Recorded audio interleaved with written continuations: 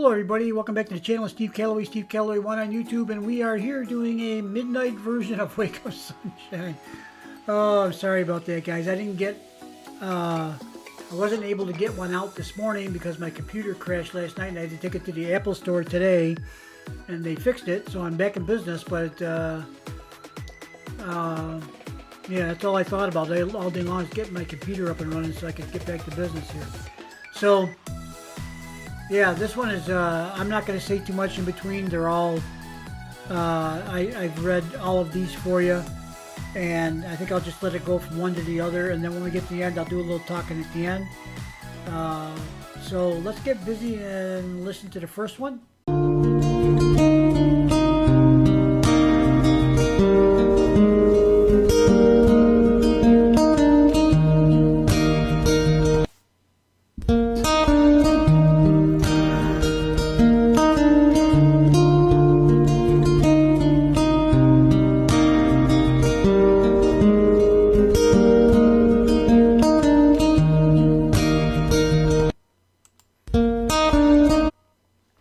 Okay, let me read this for you. I think you can probably read this one okay. It's in big enough print and clear to read, but it says, today's note, never stop being a good person no matter how bad someone else treats you.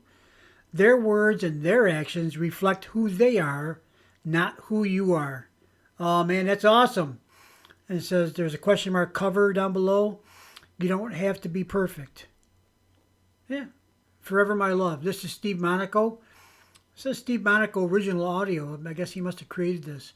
Anyway, yeah, that's a beautiful message right there. I like that one a lot. I've always felt that way. You know, people sometimes even when I was little, people would say, "How come when they call you names and stuff like that, it doesn't bother you?" I said, "Because that's them. It's on them. They there's two things. Number one, that's who they are, right? So no matter what they say, they're entitled to say whatever they want to say.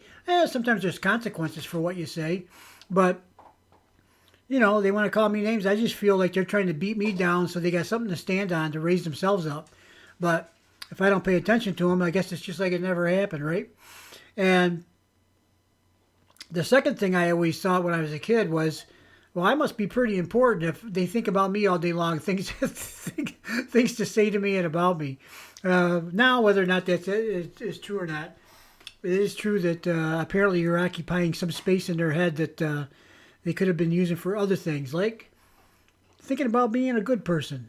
Anyway, thanks for watching. This is a great little today's note. Okay, this is the video. It's, of course, Sara, mom, and Michael, brother of Sara, I would believe. And Mary wrote these things. It says right at the top, The Childhood I Left Behind in Tokyo by Mozart's Mary. And then there's one for Sara and one for Michael, and they're both different.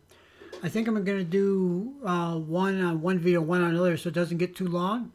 Let me go ahead and read the one for Sara first as soon as it comes back up. The Childhood I Left Behind in Tokyo by Mozart's Mary. In a quiet alley of Tokyo, beneath rain-soaked trees and dim midnight lights, I left behind the childhood of Michael and Sara. Their laughter disappeared into the wind, like a balloon that slipped from my hand and never returned. A small school by the station still holds their footprints on its stone steps, but no voice remains to call my name. I search for them in toy stores, in narrow old streets, in the scent of noodles rising from windows, in the faces of children who are no longer mine. Our little dog Chibi still found his way to the grilled chicken shop to receive his share faithfully, as if memory had a map. Oh, Mary, you're quite the poet, Mary. Let's go on to the next one. This one's Michael, of course, in his younger days. The Childhood I Left Behind in Tokyo by Mozart's Mary. And lovey and loving two gentle angels with soft eyes stayed by my children's side when I could not. They lay beside them, woke with them, loved them quietly. And the canaries at home, they sang to my voice. They danced to the piano. Was it me or Sara? I don't know. But the house was, oh, there's one I can't read too good. House was always,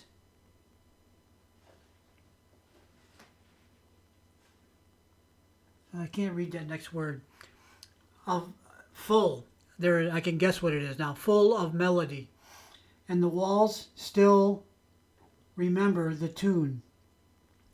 Each time the gentle Tokyo rain falls, I wonder, maybe somewhere in a narrow alley, behind a fogged window, beneath a trembling light, some trace of their little hands remain, and a gaze, still searching for me. With me, with my heart, with my voice, in Tokyo, where my soul still lives. Merys. Oh, that's pretty interesting. All right. Yeah, those are Grandma Mery, man. I'll tell you what a talent. She has a talent for storytelling, and she presents it to us in a poetic framework. It's really, I'm deeply impressed. I got to be honest with you.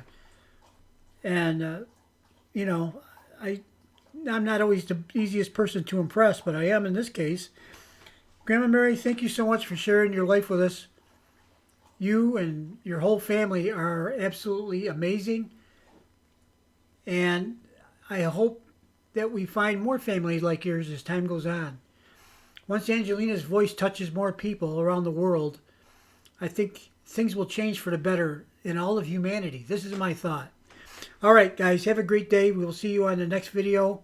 Thank you for watching. This is another written by Mozart's Merys. We Were Never Meant to Leave, from the novel A Promise Beyond Time, written by Mozart's. So some of you that read or like to read, there's a book for you to take a look at, because to me, this family, she's the matriarch of this family, and everybody in this family is at least partially attached to her, at least partially, right? So, such a great family. I think it's worth probably reading her book to see what that all is about. Let's go ahead and list. This is a 4-page, basically, I guess, a story. I haven't read it all. But let's go ahead and get busy reading it, because it's 4 pages long and it might take a while. The Departure of Michael, A Promise Beyond Time. Michael sat across from his mother and sister, the glow of candlelight flickering against the walls. The night air was thick with an unspoken weight, a tension that neither time nor distance could break. They all knew what had to happen. He had to return. His university awaited him, his studies, his obligations, the rhythm of life that called him back. But how could he leave now, knowing that forces beyond his understanding were at play? That his mother and sister were standing at the edge of a battle, a storm that had not yet fully revealed itself. That's interesting. Let's go ahead and move to the next page. Mozart, as always, understood his hesitation. She placed a gentle hand over his, her touch radiating warmth, a silent reassurance. Michael, she said softly, but with unwavering certainty, you must go back. Your place is there, and when the time comes, you will know when to return. He clenched his jaw, shaking his head. How will I know? Mozart smiled, and a knowing, almost mystical expression in her eyes. You will feel it. The waves will reach you. They always do. Michael stared at her, confused. The waves? She nodded. We are all connected through unseen threads, through the currents of energy that travel beyond space and time. Excuse me. Well now, that is truly interesting, because I've always believed exactly what the last part said. We are all connected. And the reason Angelina touches my heart and my soul is because we're connected with these threads.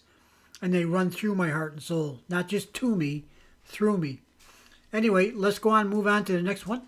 Whenever your heart beats differently, whenever you feel a pull deep within your soul, that is the signal. That is when you must listen.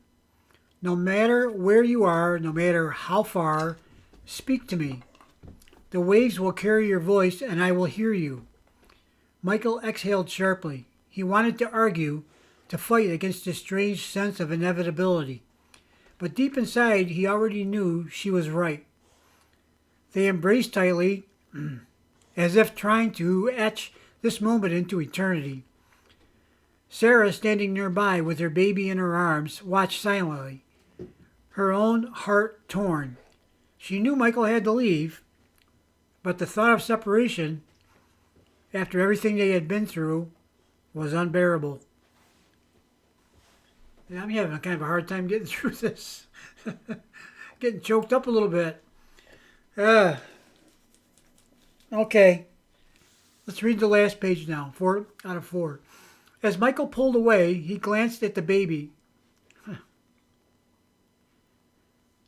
still nestled against Sara's chest. Take care of her, he said, his voice hoarse. Take care of each other.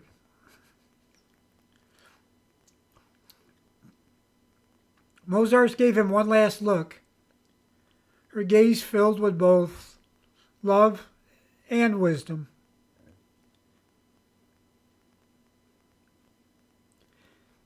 And you take care of yourself, my son. Remember, listen to the rhythm of your heart. And when the voices call you back, follow them. Hours later, as he boarded the plane, Michael placed his hand over his chest, feeling the steady rhythm of his heartbeat.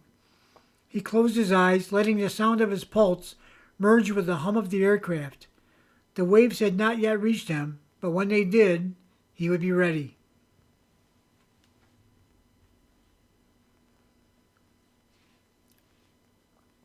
Is wow good enough? What a vivid storyteller. This is a great lesson for everybody to learn.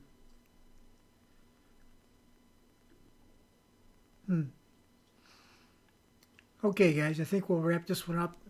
Boy, I'm going to be thinking about this one all night. All right, guys. Talk to you later. Bye.